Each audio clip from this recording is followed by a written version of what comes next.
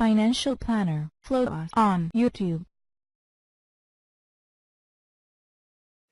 Matthew is a design engineer, green builder, and author of the two best-selling books, When Disaster Strikes, a comprehensive guide to emergency planning and crisis survival, and When Technology Fails, a manual for self-reliance, sustainability, and surviving the long emergency. Matthew is a graduate of the Massachusetts Institute of Technology, otherwise known as MIT, where he majored in mechanical engineering and was the recipient of the Straight T Award, MIT's highest athletic honor. He has presented his expertise in disaster preparation on numerous radio and television programs and is an active mountain climber as well as a guide and instructor for blind skiers. Matt, thanks so much for joining us today. We have a lot to dig into. Are you ready? Sure. It's a pleasure to be back on the show with you, Adam. Well, thank you very Always much. great to be on your show. Well, Matt, for those who haven't heard you on the show before, can you give our listeners a little background into how you came to become an expert on emergency preparation? Well, I came to this kind of from an unusual way. I'd never considered myself to be a survivalist, and I'd been ecologically concerned with the trends in the planets back in the 70s, 80s, and 90s.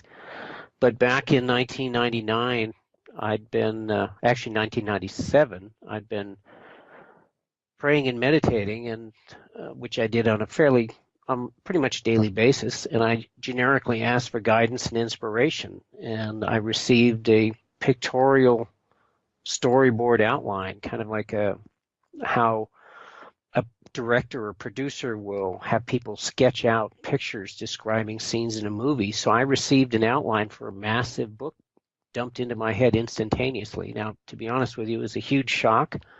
I'm a mechanical engineer, bachelor's of science from MIT. I'd never considered writing anything remotely like this, and I'd written a few trade journal articles, technical types of things, but nothing like this, and never even thought of writing anything like this. And here I get this project dumped in my lap.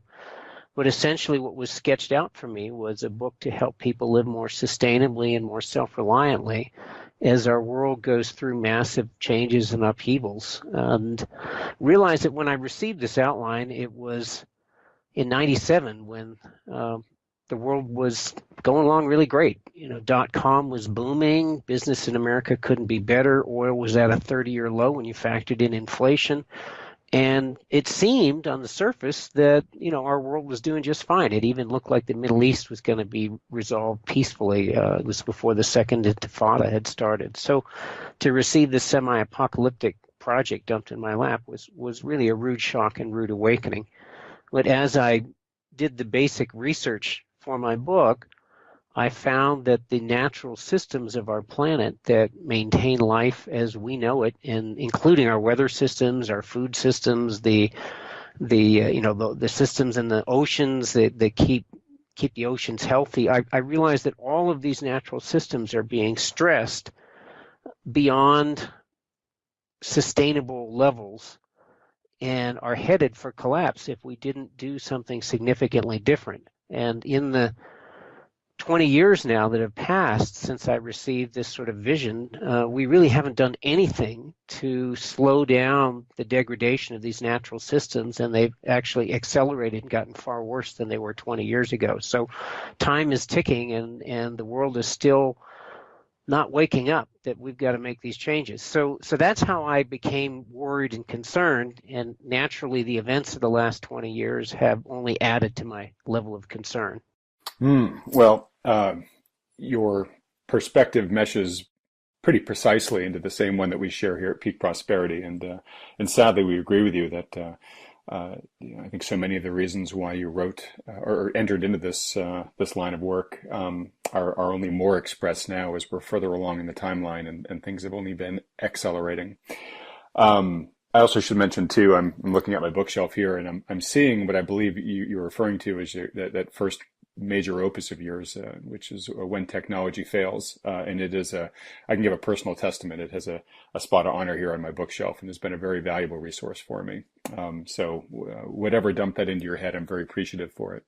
Well, it gave me the outline, but I had to do the work. So it was a 3-year project for the first edition that published in around Thanksgiving of 2000, and about 2 years of labor, a year of lost wages, and then I put another year of labor and lost wages into updating in 2008. So what you're seeing there had at one point had more than all the equity of my home into it, and and 3 years of my life certainly have gone into that. And so I did the best I could to put down on paper what had been shown to me instantaneously in a vision, what must be described as some kind of vision. Well, I think I speak for all of us who are owners of that book. We're appreciative of the risk you took, the great risk you took to put that out there, because yeah, I think you've helped a lot of people with that guidance, and hopefully we're going to help more on this podcast. And before I get to talking specifically about hurricanes, in my intro, I gave a brief nod to the universal importance of having a plan and supplies put away in advance for emergencies, just in case. But do you care to comment at all at a high level about the importance of preparation in general before we get specifically to hurricanes? Well, I think it's really critical in this time.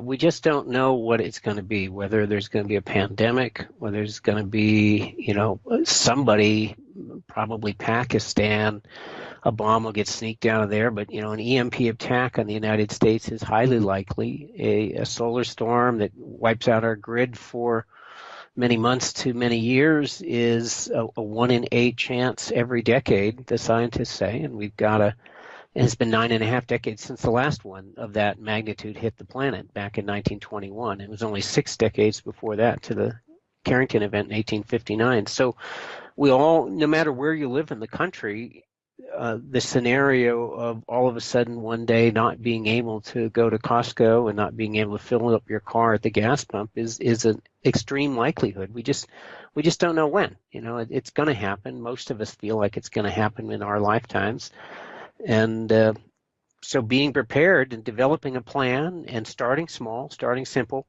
And my newer book, When Disaster Strikes, basically is a really comprehensive survival and prepping guide. So it kind of lays it out in simpler, clearer form than the massive book, When Technology Fails, so that if you really want to walk through that and start getting yourself together as far as being prepared, and it gives you peace of mind. Preparedness like car insurance.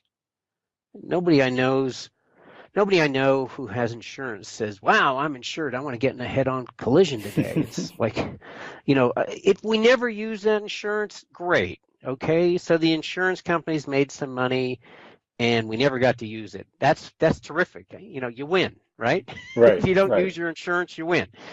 And having the insurance of an emergency plan, a 72-hour survival kit, as you can build up to have things that can last you, several months of food stored, and a game plan for long-term collapse. If you've got the ability to start working on that, if that day comes, you'll thank God that you spent the time doing it, and if it never comes, you'll thank God it never came. Right? Right. No, exactly.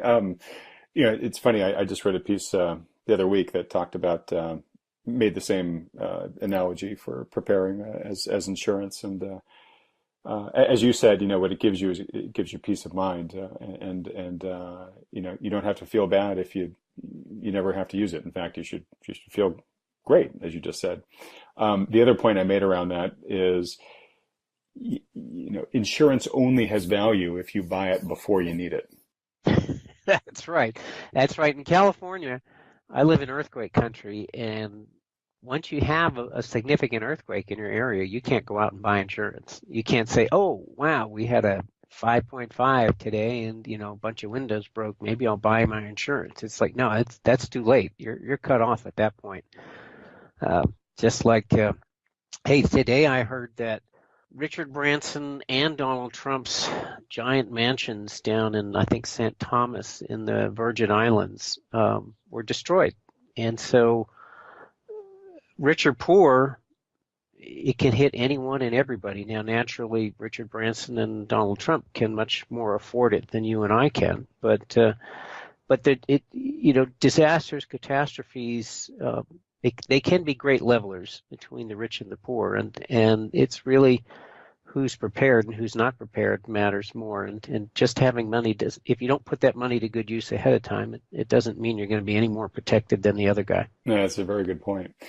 Something else you said just reminded me of a conversation I was having the other day where, we could have had the same conversation 5 years ago, 10 years ago, 15 years ago. And I'm sure coming into the conversation would be the just-in-time nature of our modern economy and way of life, where, we have something like, less than a 48-hour supply of most key medications, in most towns. And it's not that much longer for food at the grocery store. It's highly efficient, but it's not very resilient. But over the past 5 years, we've had the explosion of really convenient home delivery and e-commerce out of the home, largely driven by Amazon, where for most people, most of what they buy these days, they buy online and it magically shows up at their house, a couple days later. And I don't think we really appreciate now, while that's wonderfully convenient, how vulnerable that makes us if we enter into a period where, all of a sudden those, as Chris calls them, the big brown trucks of happiness, just stop showing up on your doorsteps. I like that. I haven't heard that line before, but I do like that. Yeah, the big brown trucks of happiness. Yeah, yeah, but we're just increasingly dependent upon that as a distribution system for our needs. But it's highly disruptible, given one of the many different potential disasters you listed off earlier. Well, the grocery stores aren't far behind. They typically work on a 3-day turnaround now. So when I was a kid, all of the cities across the country had giant warehouses on the outskirts, and they had pretty much a 30-day supply of critical supplies on hand. And now it's pretty much a 3-day supply is what I've heard in town. And you're saying it's actually even less. You're saying 2 days of critical medicines. And so, yeah, it's all coordinated by the internet and everything is on trucks. So what you're buying Friday in the store was on a truck coming from somewhere on Monday. And so that system, when it goes down, yeah, it works great when everything's there. But when it's disrupted, then it's really what you and your friends and neighbors have on your shelves in your cupboard is what you can forage for in your backyard or your vicinity is what you're stuck with for who knows how long. Some of these scenarios could be months to years.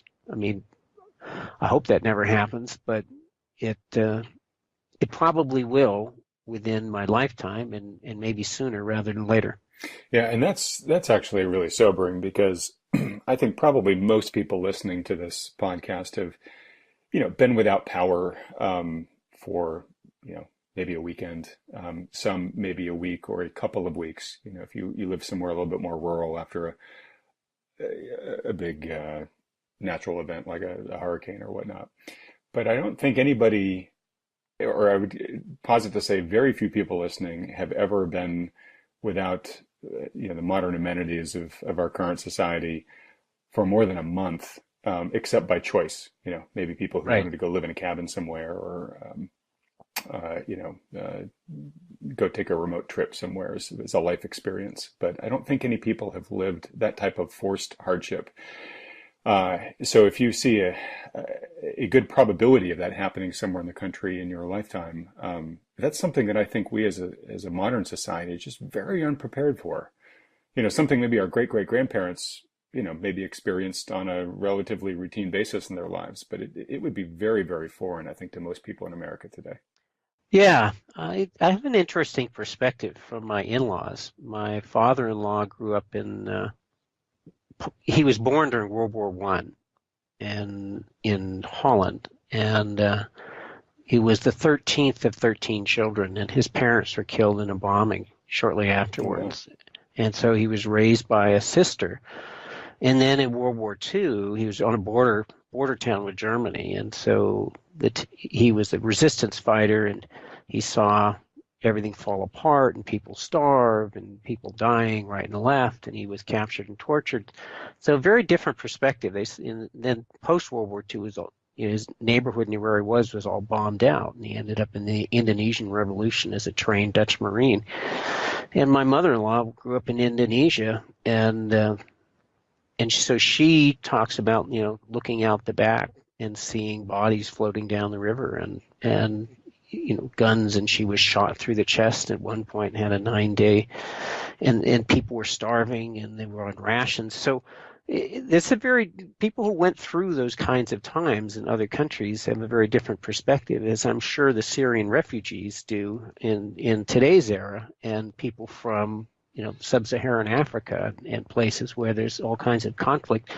But I see the natural trends in our world are going to bring it home to America. I just don't see how we can avoid it. I think that our wealth and our power will not be able to insulate America from these kinds of shattering circumstances as the climate shifts. I think you're just seeing a tip of the iceberg with the current storms, that what you're seeing in hurricanes Harvey and Irma, instead of being a once in 500 year storm, they may be a once in 5 year storm, and then they may be an every year kind of storm, and that storms that far dwarf them might become the big storms every 5 years. I just think that we're going to see the extremes in our planet go off the chart, and the number of refugees, eco and war-torn refugees from around the world searching for a place to survive and raise their families in relative peace are just going to overwhelm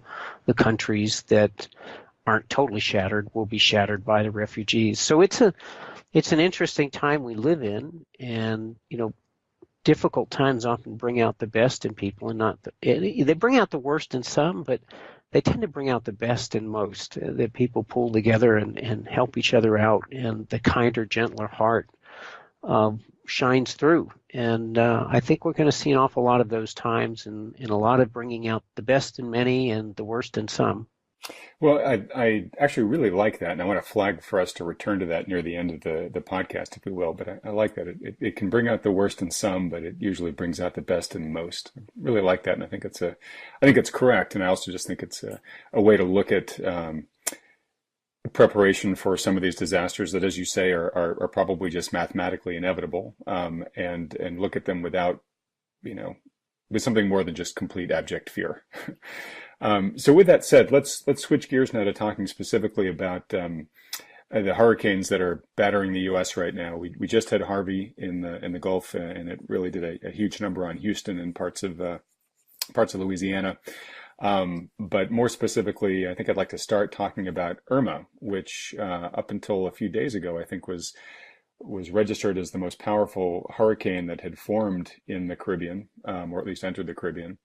I think it's now down from a Cat 5 to a Cat 4, but still a highly powerful and destructive hurricane. And it looks like it's expected to hit Florida sometime Sunday morning. And for the record, folks, it's Friday afternoon as Matt and I are recording this. So these people don't have a lot of time to prepare, Matt, 48 hours from now. And probably most of them won't even hear this podcast until the storm is hitting or after the storm. But with 48 hours in advance of a major disaster at this point, what should those folks be most focused on in terms of prioritizing their actions?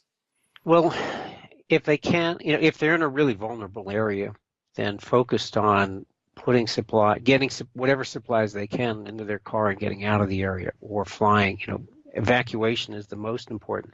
Say you can't evacuate, or you don't feel the need to evacuate, then a really big one is going to be filling, while the public water system is still working and still providing clean, potable water, to fill up your bathtubs, to fill up your sinks, to fill up garbage cans, to fill up anything you can with water. That's going to be a big one.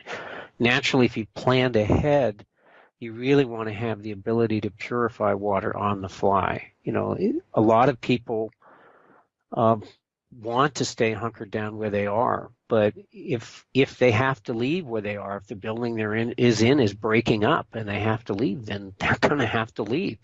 So if they can have a backpack ready with critical things, so what you need to think about is a minimum of 3 days for yourself and your family of food, water, portable shelter, meaning rain gear, protective clothing, whatever you think you need, medicines, everything you need. Think also about critical documents. If you haven't, store documents off-site somewhere, at least copy them onto a flash drive or something you can bring along with you in case everything you have is wiped out. Hopefully you've done something like Carbonite where you're backing up all of your documents online and in the cloud.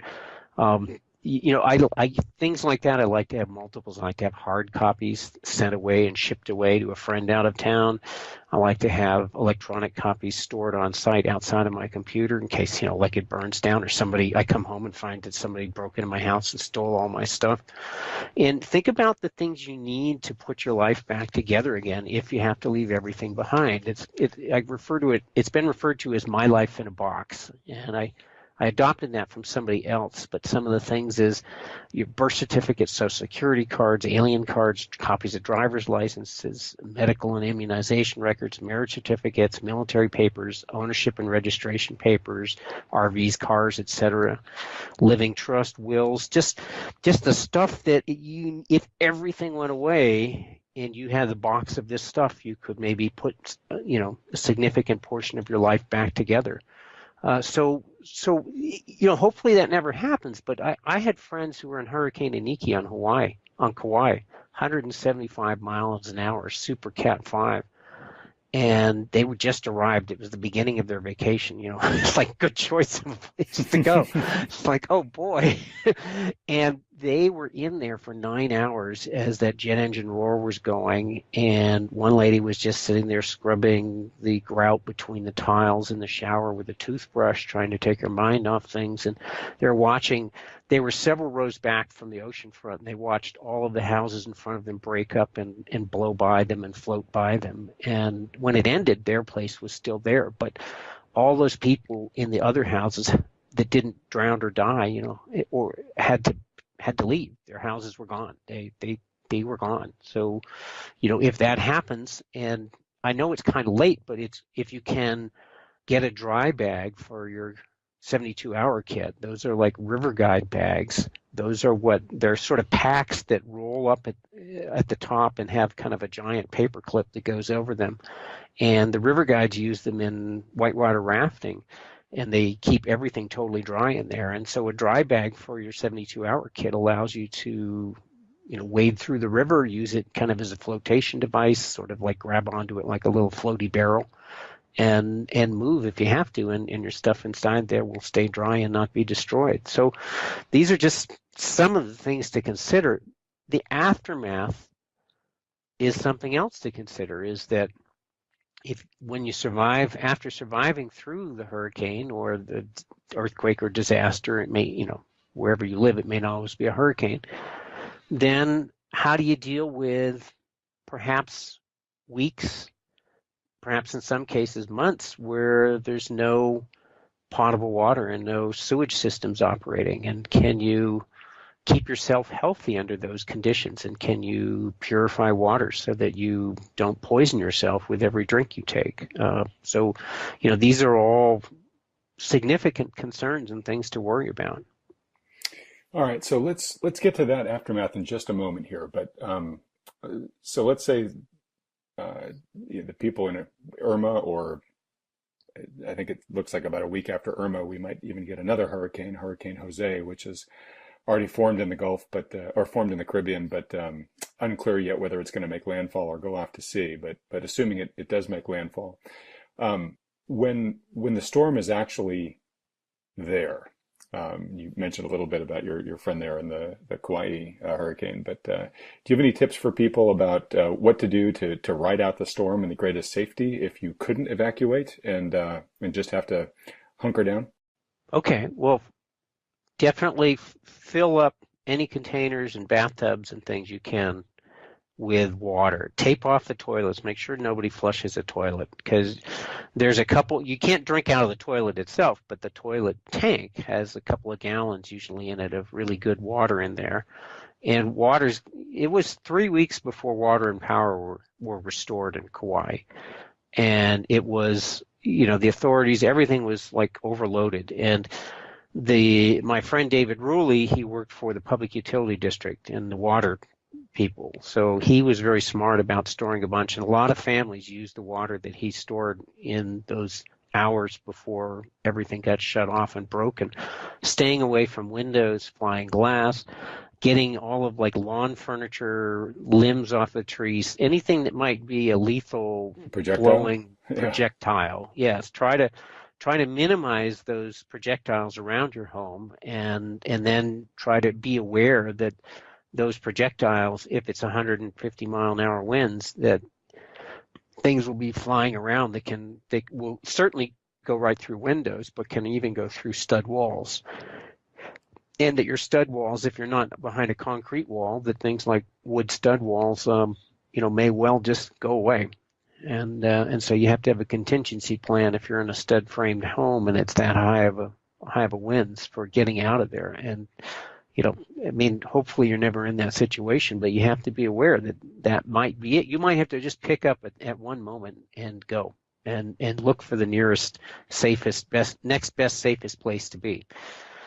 So, Which I'm guessing you'd recommend sort of do your best to predict in advance what that's going to be. In other words, pick your location B if location A suddenly becomes right. unsafe. Yeah, totally correct. Pick your location B if location A. For example, I had friends in Black Friday in Australia. They were some ski people I knew in Tahoe, and their parents were aging, and they decided to leave Tahoe, where they lived for 15 years, 20 years, and move back to Australia. And it was 118 degrees outside, and a hot wind was blowing. And it was super, super dry, and they looked outside. There was no sirens, no warning, and they saw this massive mile-high plume of smoke, like right over the hill. So they just grabbed their dogs and their computers and a few, quick items and threw them in their car and left for a friend's home that was more defendable than theirs, where their friends had more grasslands around them, and they had a little pond, they had firefighting equipment, a little tractor. And they spent the night at their friend's place battling the blaze around their friend's place and protecting it until about 5 in the morning. They were finally able to get some sleep. Then they went back hoping to see their home, and they got around the corner, and the blaze had been so hot that they had an adobe brick-walled home with a metal roof, and all that remained was one wall. Wow. The metal roof was melted.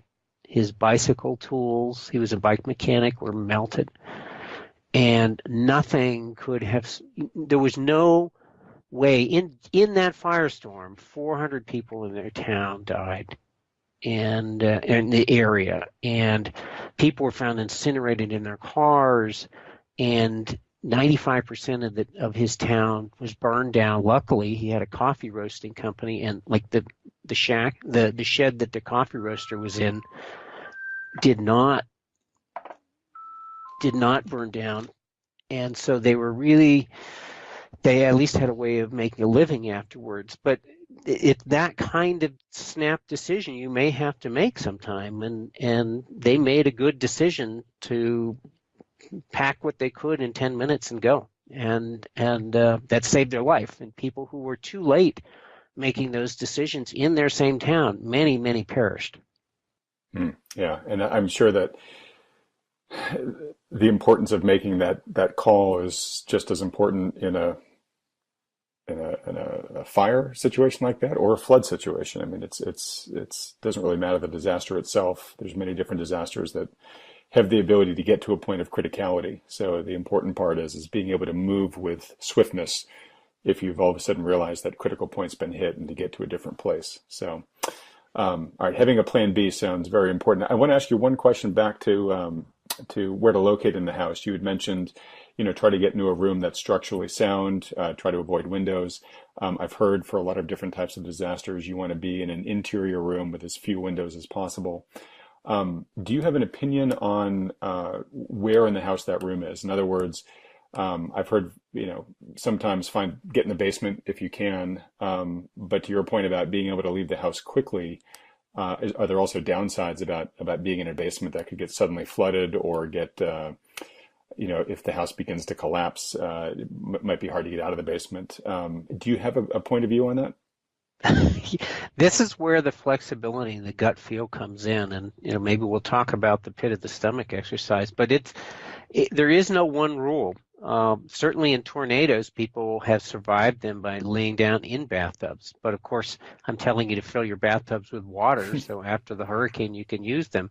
Well, if everything's falling apart around you, if you've got a good fiberglass stall, or a tiled shower where they put a concrete bed for the tile, then that's probably your safest bet there. That if you've got a good shower stall that's got a concrete bed and not just a sheetrock bed around it, then you'd be very protected there. So it's a real judgment call. I mean, basements have typically been the safe places in houses. Richard Branson just weathered the storm with 13 house guests in his concrete bunker style wine cellar, while his big mansion was broken up all around him. So in his case, the basement didn't flood, and they were safe and sound in the basement while things were flying through windows and busting up walls up above their head. So it's a judgment call, and use your judgment and use your gut, because sometimes the brain thinks one thing, and I believe that each and every one of us has this inner compass that's been built into it. Call it our spiritual DNA. It's built into us, and the people in our ancestors who didn't have that, well, they got eaten by the saber-toothed tiger, or they got killed in the battlefield, and so natural selection meant that people who had that survived. And so I think it's born and built into each and every one of us, and it can see around the corner and guide you when your brain mind can't make a good decision because it doesn't have the right information on hand. And just to give you an example of this is Elizabeth Heich's wonderful book Initiation. She was a sculptor and sort of an enlightened yogi master in the latter part of her life. But in the younger part of her life, she was a renowned sculptor. And during World War II, she and her husband had a villa, and it was a big, strong place, and it provided great refuge for a number of families as the Allies were closing in and bombing Germany. And one day she got this inner message that she had to leave, and she had to leave now. And everybody who stayed, the women were raped and the men were murdered, and so it was pretty horrible for whoever stayed in the villa. And she and half the people followed her when she got the message to leave, and half the people stayed. And so that's a case where the rational mind says, well, it's been safe here all along, we should just stay here. But the intuitive message said, it's been safe, but it's not safe tonight. You got to leave. You want to save your life, you got to leave now. It's a great story, and it parallels something that we talk a lot about at Peak Prosperity called situational awareness.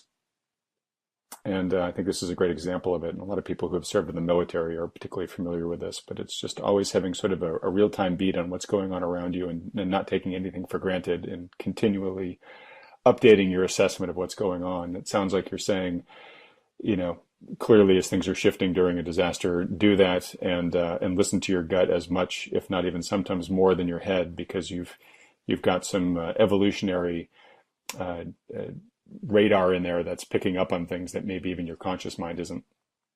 That's correct. Yeah, I totally agree with you on that. Now, you got to distinguish between the voice of fear and this inner radar. When the voice of fear will tend to flip-flop. It's thinking this, maybe I should do this, maybe I should do that. It's going this way, it's going that way, it's going crazy. When it's the inner radar telling you, it's kind of steady and unwavering, and it's not going to change its mind. It just simply knows.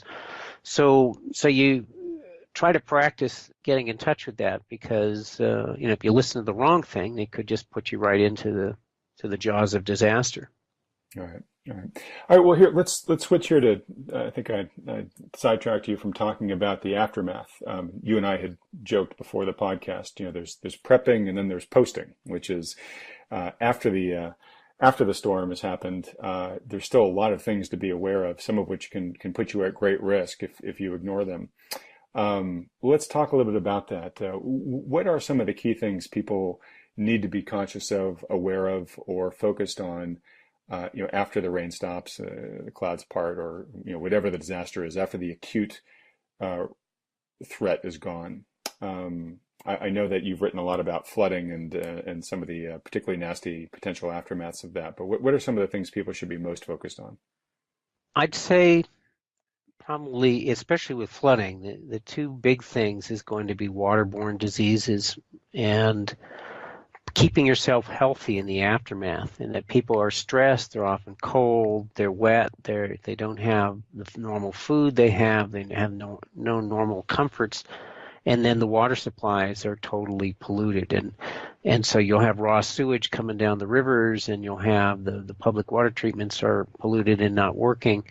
So having the ability to purify water for yourself and your family is super critical. And it's so important that I'd like to have multiple backups in my go bag. So I've got a field serviceable water filter. I like the MSR and Katadyn ones that are backcountry standards around the world, and they're field serviceable because they've got a carbon cartridge in the core and an outer ceramic shell in the cartridge, and you can, when they plug up, you can take them out and scrub the outside layer off with a little Scotch-Brite green scrubby, and then put them back together and be going again.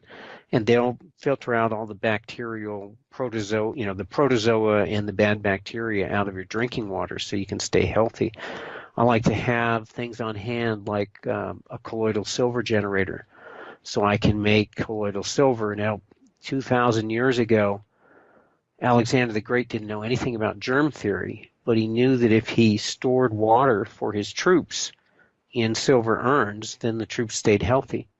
And a soldier on the battlefield that's vomiting and having having diarrhea and vomiting isn't good for much. He's going to be a dead soldier, and keeping his battlefield soldiers healthy was very important.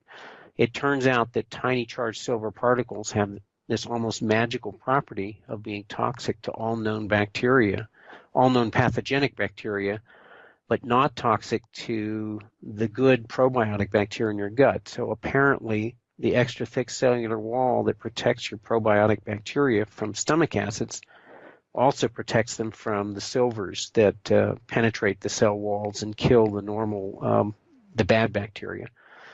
Now, another big thing that people don't think about that much is mold, and toxic mold in flooding situations is an extreme worry. I learned about this the hard way. In the early 2000s, I moved to Maui, and I was a green builder, and we had the bad luck of renting a home that had a toxic black mold infestation hidden within the walls. And the first year we were there was no problem. The second year was the wettest winter in 100 years. A whole bunch of Kona windstorms drove blinding rains onto the normally dry side of the island and flooded things out, including our half basement. And suddenly my wife started getting really bad migraines, and my mother-in-law came home one day and she's lying in the bed saying, I don't know what's going wrong with me. I can barely move. I feel like I'm dying. Well, it turned out she was dying. She didn't die, but she was close. And then my wife got sick and followed in her footsteps a few days later. And it was from this deadly black mold in the walls that the rains had brought out called Stachybotrys. And we learned the hard way, too, that just we tried cleaning it off of everything. We moved, but just bringing our stuff with us recontaminated the places we moved to. And once she was nailed by this mold, she was like a canary in the mine. Anytime she got around it, even things that wouldn't bother other people would just take her down. And one of the side effects of this long term is cancer. And 9 years later, she died of cancer. So she recovered from the mold, but she struggled with ongoing issues from the mold for the next 9 years, and then got a blood-bone cancer and died from that. So this is an extremely serious issue, and it masquerades often. It's like mold symptoms are not something like you got measles. You can look and say, oh, he's got measles. The mold is more like, you're getting migraines, you have sinus problems continually, you feel weak, you feel nauseous, In her case, she started seeing these bruises on her body. It was really severe, and it looked like she'd been beaten with chains. And the doctors, she said to the doctor, "Do you think mold could be doing this?" And the doctor said, "Oh no, trust me. This is at Kaiser and Maui." And they said, "Oh no, mold can't do that." And then we're looking on the internet, and we saw pictures of Stachybotrys poisoning. And she said, "That's it. That's what I got." So we had to fly to Oahu to find a mold specialist to test her, and he said, "Yeah." He called us up and said, "Hey, you got Stachybotrys in the bloodstream really bad, and get out of the place you're in right now. A couple of weeks from now, your wife will probably be dead, because the next stage after this hemorrhaging under the skin was brain and lung hemorrhaging followed by death. So this is a really serious thing, and one person may be totally fine or appear to be fine, like it's just their system is strong and it's not getting it, and then maybe your kid is getting it sick, or maybe your wife is getting sick, and so it's insidious. It's very hard to diagnose, but know that if it smells musty equals mold. And if you see mold growing on stuff, and if you've got a flood, you're gonna have mold. So, and I just published took an excerpt from my book When Disaster Strikes and published it on my website When Tech Fails today. So I've got some really good tips on recognizing mold and mediating mold, and how to know if you've got to get a professional in there. But I'm just telling you, pay attention to my wife's story. This mold thing is really serious and can cause long-term health problems and just totally take you down if you're not careful around it. Wow. Well, Matt, first let me extend my deepest sympathies for what you and your wife went through. It's a heartbreaking story, and I'm sorry that your expertise has to be colored by that personal tragedy. But if anything, good comes out of it. I hope that you're reaching people both through your own work and through interviews like this, where you're putting that risk on people's radar that might otherwise not have known to look for it, and maybe helping people avoid getting placed in a similar situation. We'll definitely link to that guide that you just mentioned about mold and how to look for it and defend against it. Are there any quick big takeaways from that you'd want to mention right here on the podcast? Yeah, it's if you've been flooded, you're going to have mold. Okay, and sorry to interrupt, but we know that there's been, I think, close to 100,000 homes in Houston that have been flooded. So we know at least there's a whole bunch of households, and probably a bunch more soon to be in Florida. So you're going to have to strip everything down to the studs and then treat it. And you don't want to do what the owners, this backstory in the house we rented in Maui was that the owners, a couple of owners back before the ones we rented from, had gone on vacation in Bali for a month. And during that time, they had a sprinkler system in the house. Something set the sprinkler system off. And they came back, it was wall-to-wall black mold. So they did the unlicensed contractor thing where they kind of stripped stuff down and repainted and cleaned up and new carpets and this and that. And everything seemed fine. But it was hidden there in the walls, just waiting for another wet opportunity to really burst forth. And the prior owner of the house had made the downstairs half basement his office. And after 15 months in the house, he fell dead in the toilet.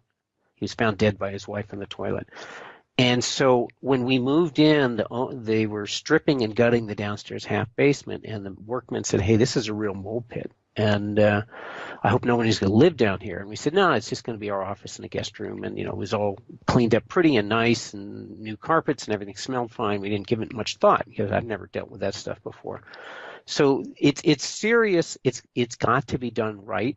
If you do a halfway job, you've probably thrown all of your money away, and it's going to come back and haunt you. It's got to be remediated fully.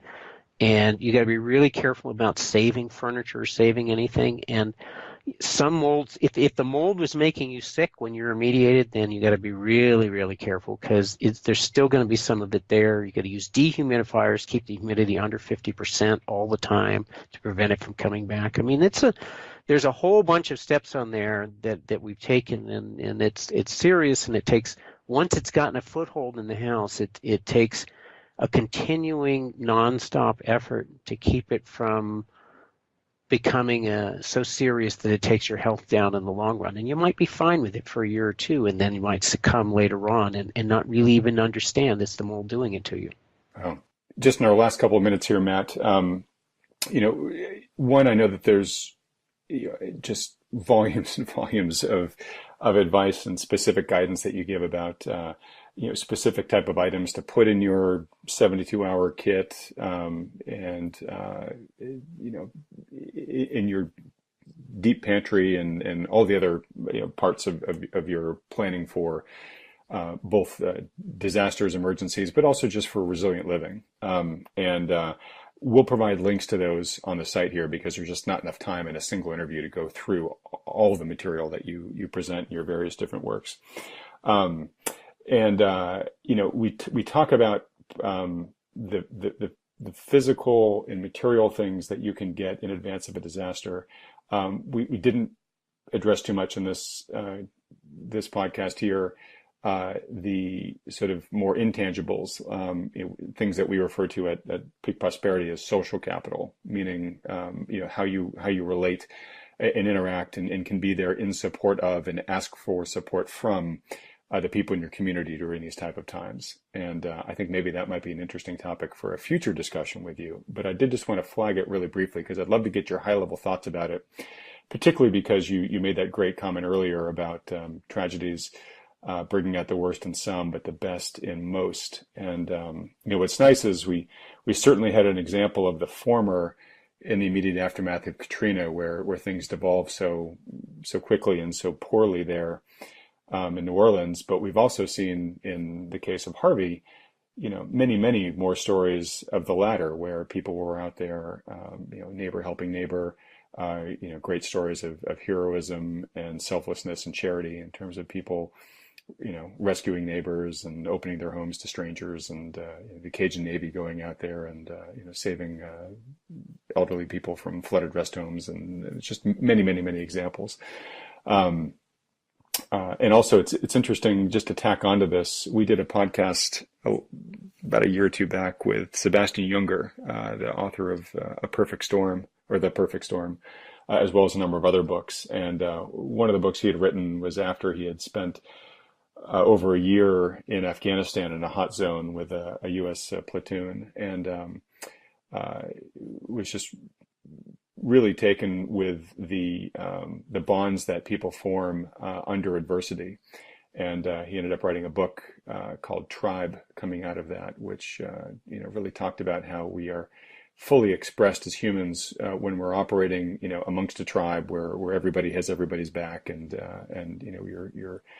you're collectively existing to overcome some sort of existential adversity. And I think, not that we ever wish for these disasters to happen, but as you said earlier, these tragedies give us an opportunity to kind of bring out the best in ourselves. And in many ways, it's sort of how we're wired to behave. So with all that, anything on that topic of being in service to those around you during these types of disasters? Well, certainly, I think the classic image of the lone wolf, go it by yourself survivalist is that most of us would not do well in that, and most of those people, if they're around others, someone meaner and tougher and better organized will come and take all their good stuff, cool stuff away. So we do much better in groups, and we can share resources, we can watch each other's backs. No one can stay awake 24/7. We're much better in groups, we're much more powerful in groups. And so if you have, some people say, well, I just don't have any money for all of this stuff. But if you're young and stronger and you have skills, then work on your skills. And other people say, well, maybe I'm older and I have the money for it, but I'm just not very strong. And so in that case, think about strategic partnerships. Think about teaming up with your neighbors in your community. Develop a network. And because that's really where the strength lies. And to be honest with you, I've got store food and stuff, but if one of my neighbors is starving, I'm not going to be able to say no to them.